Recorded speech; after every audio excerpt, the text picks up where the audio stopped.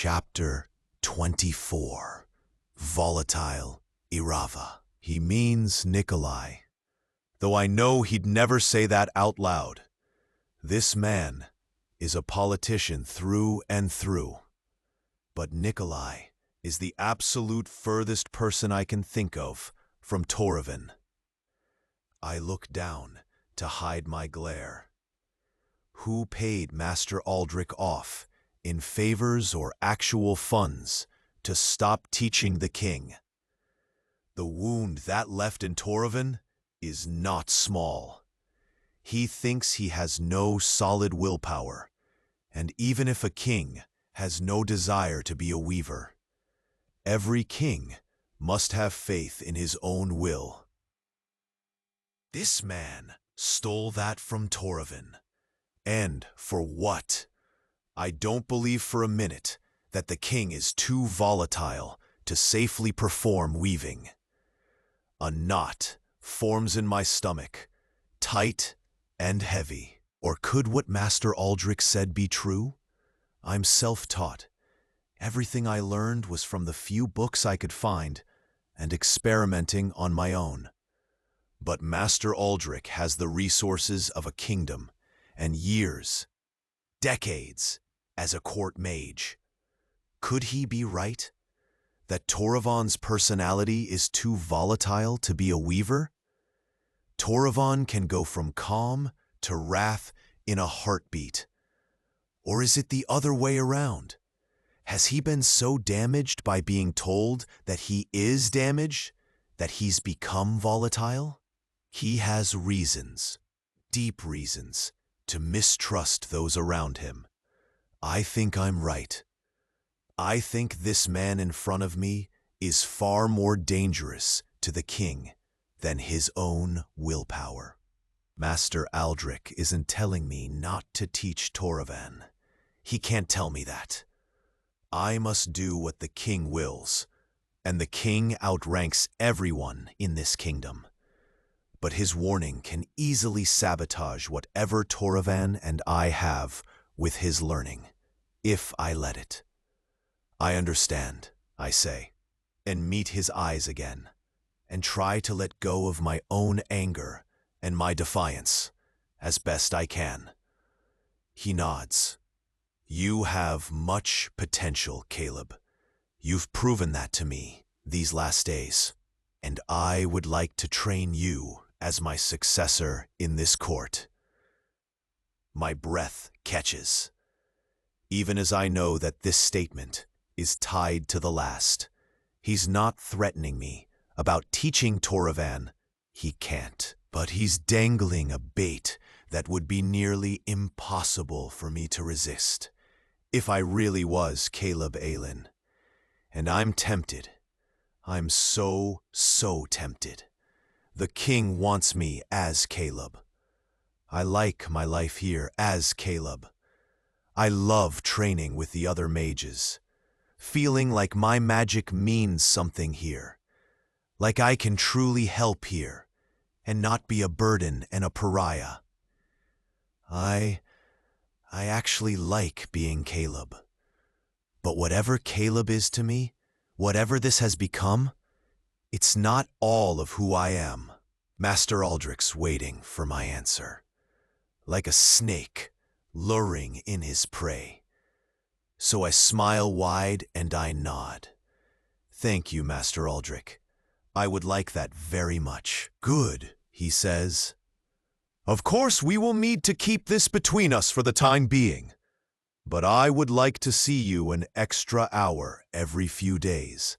I'll let you know when, and I would bet they'd be days when he knows I'm going to teach Torevan. If Torevan ever calls me to teach him again.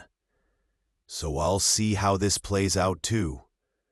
Do I have any other choice?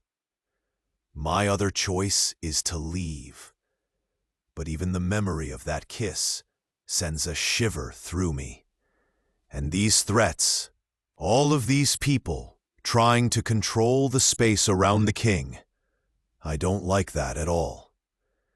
As I leave Master Aldrich's study, I still don't know what to do. I should never have kissed him. I'd thought the way he was looking at me, the way he'd also drawn closer, that he was feeling the same attraction. He hadn't been able to look away. His eyes had widened, his lips had parted. I'd thought, and I don't certainly deserve that he's still willing to teach me or help me at all.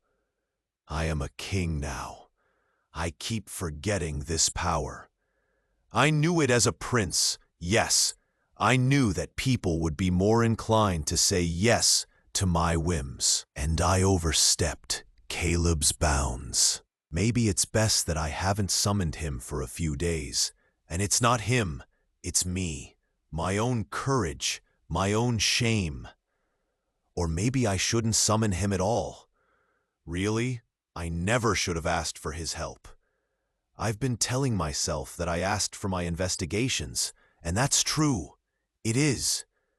But when I look at him, his finely featured face beneath his ever-crooked spectacles, my insides twist in a way I can't define.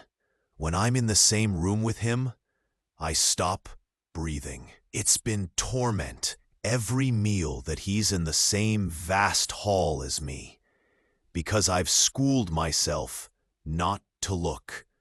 I absolutely will not look, and coerce him into something that he doesn't want. He was arguing for the sake of my future wife, for God's sakes, and he isn't wrong. So is this willpower? Is this how I learn the willpower to be a weaver? To ruin the only man I've ever wanted, not just to kiss, but to hold, to have by my hearth in all the long nights, to have in my bed. I swallow. Surely my regard for him hasn't gone that far. I'm in my study, barricaded behind my desk, with a mountain of fresh correspondence and petitions to work through. And I'm doing it, woodenly, reading only enough to understand the general idea of a matter before I move on. I'll order more books. I'll find out about weaving on my own. Isn't that what many weavers do anyway? Not all have the privilege of a tutor. Or maybe I should just leave the weaving to the court mages. That's the proper order of things, isn't it? Should I leave the weaving to this particular court mage? Will it be torment to see him every day when I have my new wife by my side? My hands curl into tight points of fury by my sides. Fury at the kingdom, at the necessity of this marriage I don't want, at the injustice of not being able to properly get to know a man I think I'm falling in love with, because he's a village mage and I'm a king. At not having the chance to even know if it is love.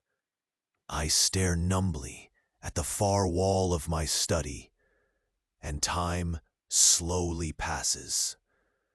The hearth crackles. It's late into the night when I leave my study.